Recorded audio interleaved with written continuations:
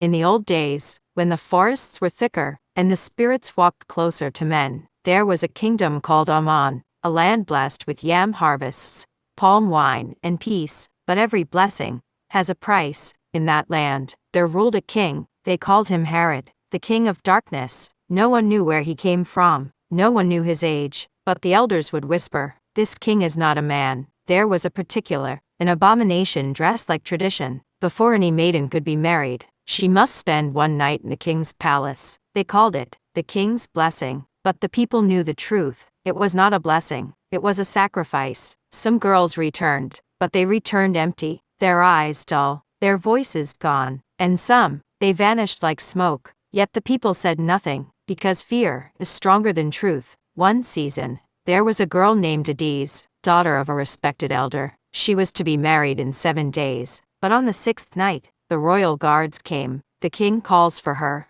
said the guard. Her mother wept, her father said nothing, but her grandmother held her hand and whispered, "If you see what is not meant for your eyes, close them, and whatever you hear in that place, do not answer." Adaeze was taken to the palace, a place no one entered, and remained the same. The palace stood deep in the forest, where shrines outnumbered homes, where even the moonlight refused to stay. Inside, the air was heavy, like something was breathing, but not alive. The king sat on his throne, tall, handsome, smiling, too perfect. "Adaeze, you are beautiful," said the king. She said nothing, remembering her grandmother's words. He stood, but as he moved, the oil lamps flickered, and for a moment, his shadow did not follow him. Adaeze's heart pounded, but she kept her face still. "Do you know why your people obey me?" He laughed, but the laugh was wrong, layered, like many voices speaking at once. "I give them life, and I take it." The room went dark. Then, something shifted, bones cracked, skin stretched,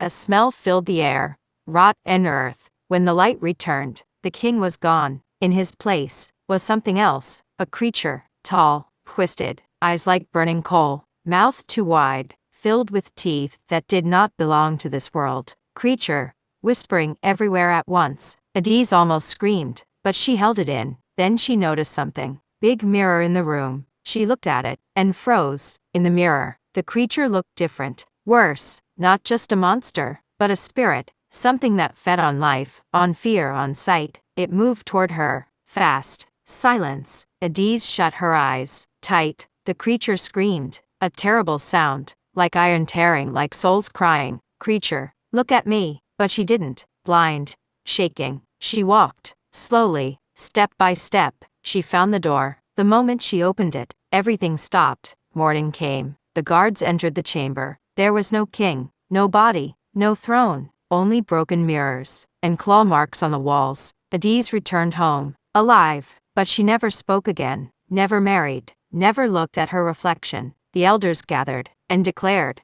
"The king is gone."